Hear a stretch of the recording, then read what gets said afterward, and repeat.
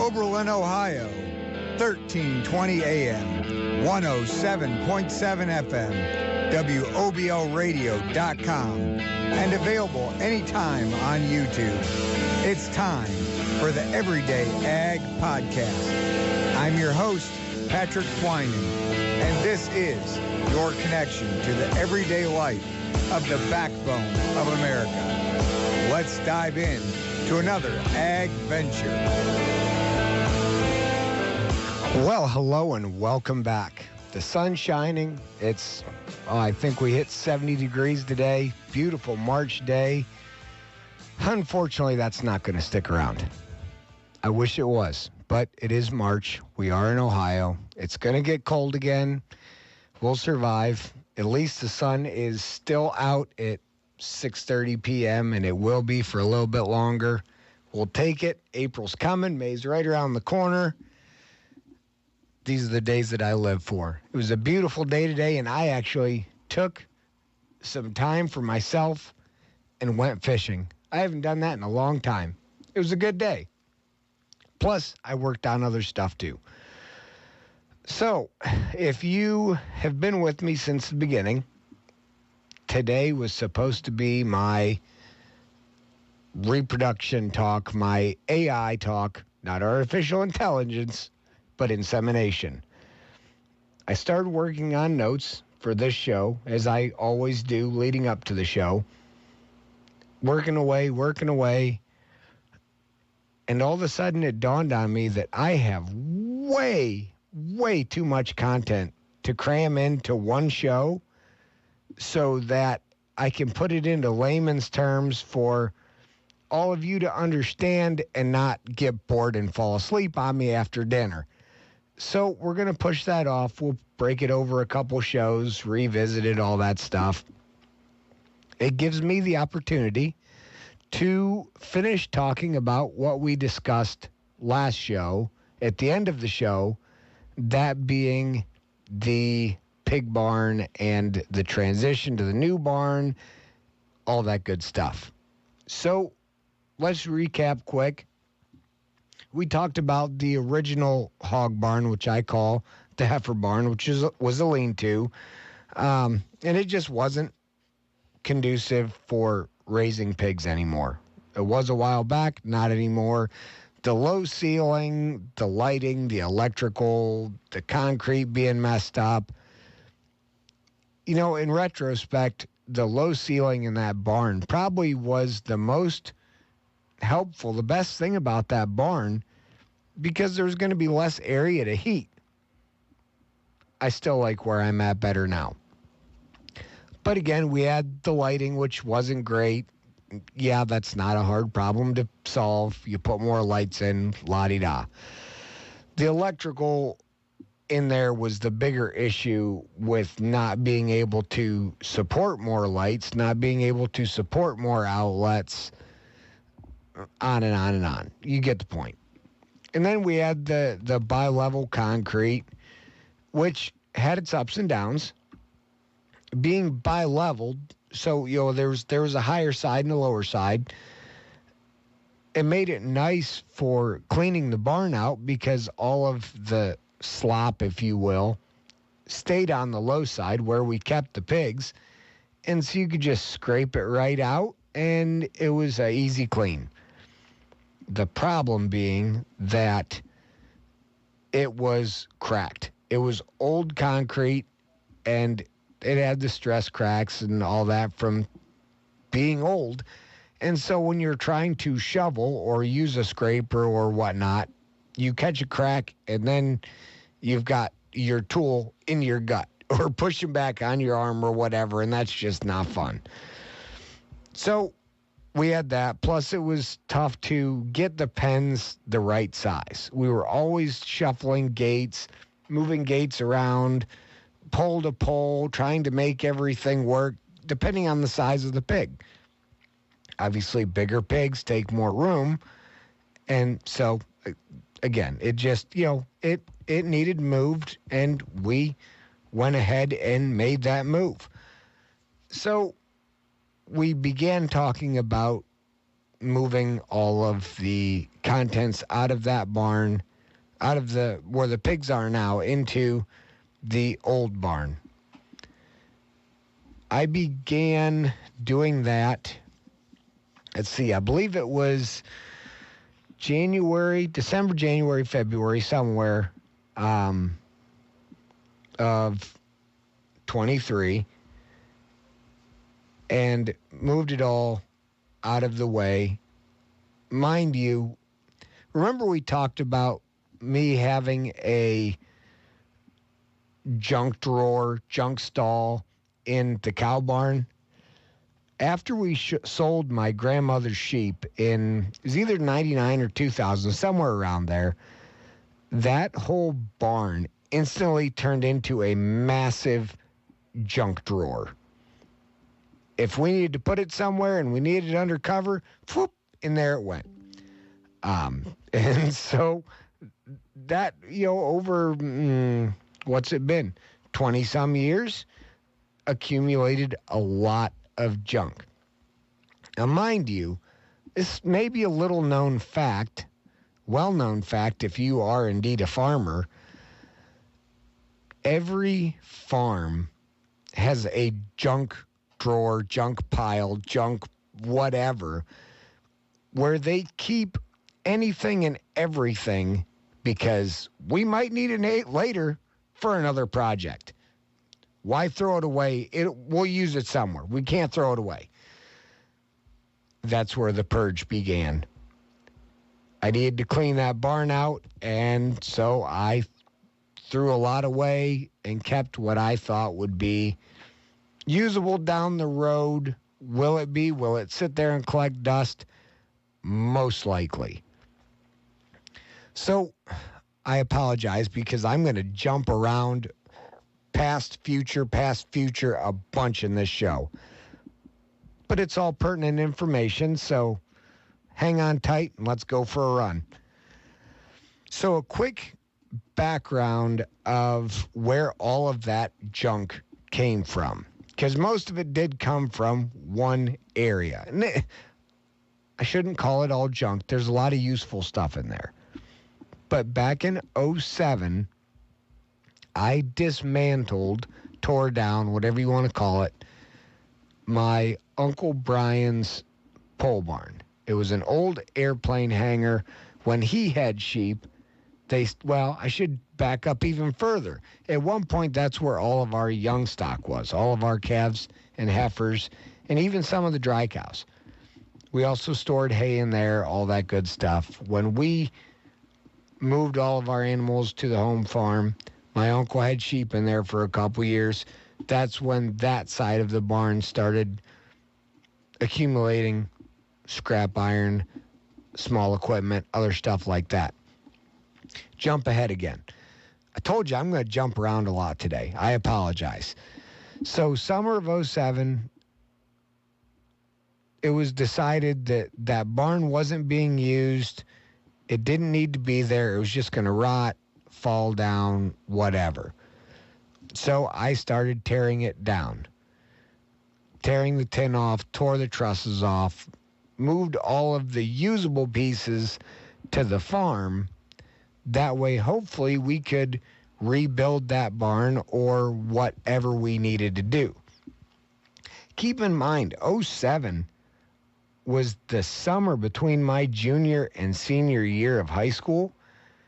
And that is where, as my close friends and family call it, my squirreling began.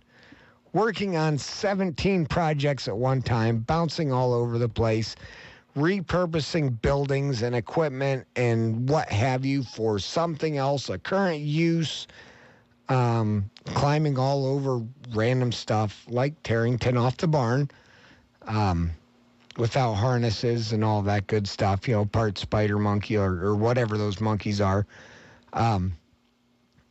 So I did that for a summer and we moved everything over.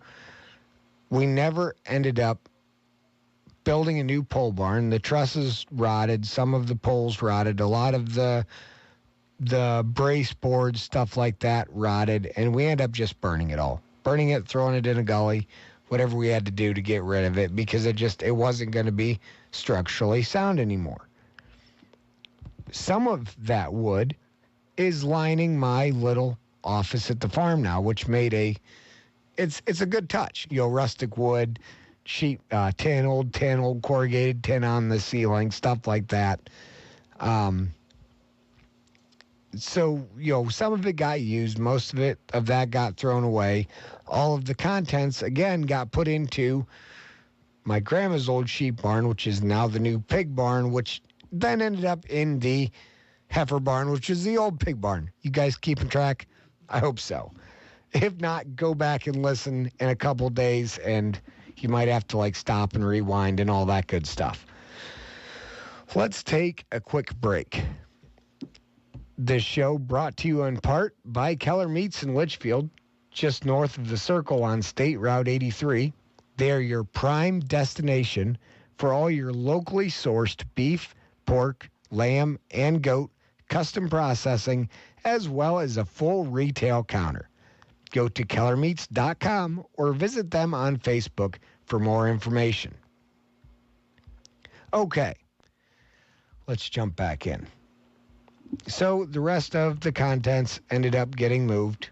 Metal racks, scrap metal racks, small equipment, dual wheels for our tractors, spare tires, stuff like that, into the low ceiling where it's on concrete that's not usable for me anymore, but can store that type of stuff instead of being on dirt in a wet environment where it's just going to rot away.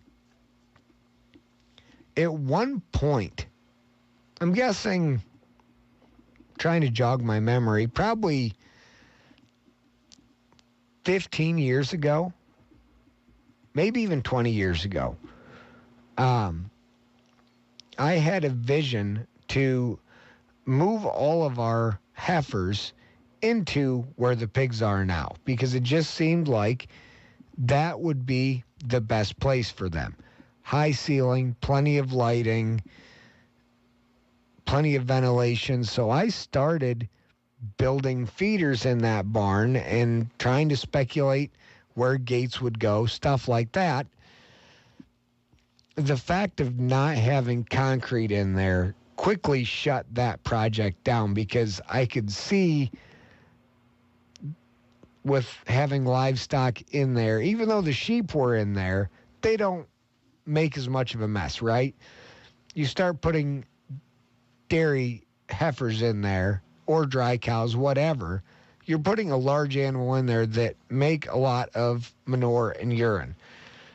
And then all of a sudden you just have mud, no matter how much bedding you put in. And it's not good. It's not good. Little did I know then that I'd be putting pigs in there now. Back then, I also never thought that I'd be raising pigs. But again, here I am. Okay, now we're going to jump way ahead to back where I was talking about 5 minutes ago with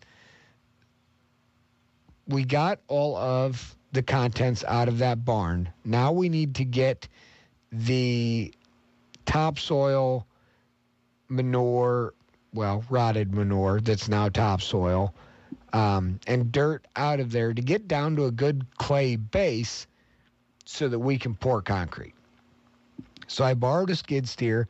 We had a nice winter like we are this year, and I spent, I think, a day, maybe a day and a half, with that essentially mini bulldozer of a skid steer pushing all the dirt out, trying to get it as level as my eye could tell, which ended up not being great. But I'm not an earth mover, so I just did what I thought was fit. We ended up going through 3 different companies before we finally got concrete poured. Now, I say 3 because the first one more or less ended up just being a tire kicker.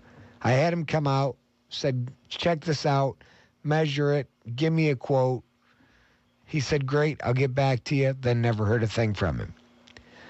The second company was dead set, and they got stone in for me and got it formed and everything, and then kind of just poof. Which, that happens. I get it. So I finally called one of my real good friends who has a landscaping business and also has the manpower to pour concrete and knows people that pour concrete, finish concrete, all that stuff. So June 19th of 23, we finally poured the pad. And if you go to YouTube, once we get that up, you'll be able to see the pictures of that whole process of having the barn dug out, putting the visqueen down, putting the metal down, pouring, having it done, all that great stuff. I waited the couple days, I think 4 or 5 days maybe, and then started setting up the nursery pens, which was more of a challenge than I expected. They came apart very easily from the barn that I bought them out of. Super easy to tear apart. Putting them back together, on the other hand, was a puzzle. It was a lot of wrenching stuff, tighter together with ratchet straps and wiggling and moving. Even on level ground, it was a pain, but we got it done. And we got the first piglets moved in on June 25th. Now, again, you can't have a lot of weight on concrete till it gets set. It was set enough to have, us walking on and stuff like that. And the piglets weren't adding a lot of weight. So we went ahead and put them on to get them out of the original barn. That way I could get all of the stuff that was outside moved in and undercover and make me feel better and not have the whole farm looking like shambles because I have stuff just thrown all over, right? Let's take one more quick break before we finish up. Have you heard about the creamy delight waiting for you at Carlisle Creamery? Introducing their small herd share program, bringing you the finest raw milk straight from the happiest pasture-raised cows north of Route 20. At Carlisle Creamery, the Hamkers believe in the purity of nature. Their cows graze on lush green pastures, producing milk rich in flavors and nutrients. Join their herd share and experience the goodness of farm-fresh raw milk right in your own home. Get to know your producer and their cows personally and see firsthand where this wholesome product is being produced. Become a part of the Carlisle Creamery family today. Look them up on Facebook or email them at carlislecreamery@gmail.com. Taste the difference at Carlisle Creamery, where every sip tells a story of pure, wholesome goodness. And always remember, know your producer. Okay, we're getting towards the end, I promise. We're at least to late 2023, early 24 now. I promise. So the barn, the concrete is poured, the nursery pens are up.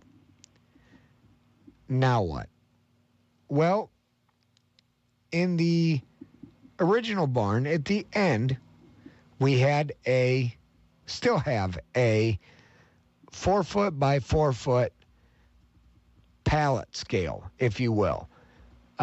Weighs up to 2,000 pounds. We bought it from a company that thought they needed it and then decided they didn't and had it sitting in storage. We're looking to move it. Perfect for us because I like to be able to weigh the pigs before I sell them, whether they're a roaster or a finished hog, and make sure that the weight is where it needs to be. If you come to me and say, hey, I want a 80-pound roaster hog, I can look in the pen and get pretty close, but I don't want to say, I think that's the one you want, and then we find out that it's 50 pounds or 100 pounds. I want to make sure that it's right. So the easiest place for that scale, because it's large and bulky, was to leave it there and just reverse the way we go into it. So we built a scale house around it. That way the pigs can go in, but they can't go out any way but the way they went in, right? That way they're not like running rampant. So we built that in 23, and we've been improving it ever since, put lights over it, its own power source, all that good stuff. And as the first batch of pigs that were on the concrete grew, we set gates to make pens where I had measured everything out, and I knew where I wanted my pens, how I needed them set up. And so we began to set gates up where they needed to be, but not necessarily a permanent location. So as it stands now, I converted all of the centers, so like between pens, from gates to creosoted old 4x6 tongue and groove beams. I thought that was the end all be all to what I needed. There's no way those pigs are going to get through them. Guess what? I was wrong. They have chewed through so many of those boards, which they're pigs. They're curious. They get bored. I never thought that they'd chew on creosote, but apparently they do. So that's going to get changed in the future, hopefully this summer, but we'll see, to used guardrail. I know, knock on wood, because I'll be wrong about that too. I know that pigs can't get through guardrail. If a car can't get through guardrail, a pig's not getting through it. I hope. And then, so the fronts are regular gates, but I've been slowly working on making those to where two gates meet at the center point. That way the gate can either open to the south so we can move them and load them up on the trailer at the outside of the barn, or open to the north so we can run them back to the scale. That's still a work in progress also, but that's closer than probably anything of my visions. My next issue was getting doors on the barn, which I was lucky, and a coworker and close friend had a double track on a building that he wanted removed. So we pulled that track down. I took it back to the farm, spent a couple days installing it, built new doors, and now the front can close and keep the wind out. It doesn't necessarily keep it any warmer in there, but at least it keeps the wind out. The next step was closing in the nursery, because those little pigs like to be at least 65 degrees. They're freeze babies. So I spent probably a day of time spent over a couple days, couple weeks, closing that all in with plywood. I still have to put a ceiling over it, which is not a one-man job. That's going to be kind of a storage area. And then before this next winter, I'll need to find a good heat source that'll heat just that room. Right now we're using heat lamps, and that's okay, but in that really, really cold weather, it wasn't quite enough. We put straw in there to keep them a little warmer, but that room really needs a pellet stove, an infrared, a radiant tube heater, something like that. Luckily, I have another 7 months to get that figured out.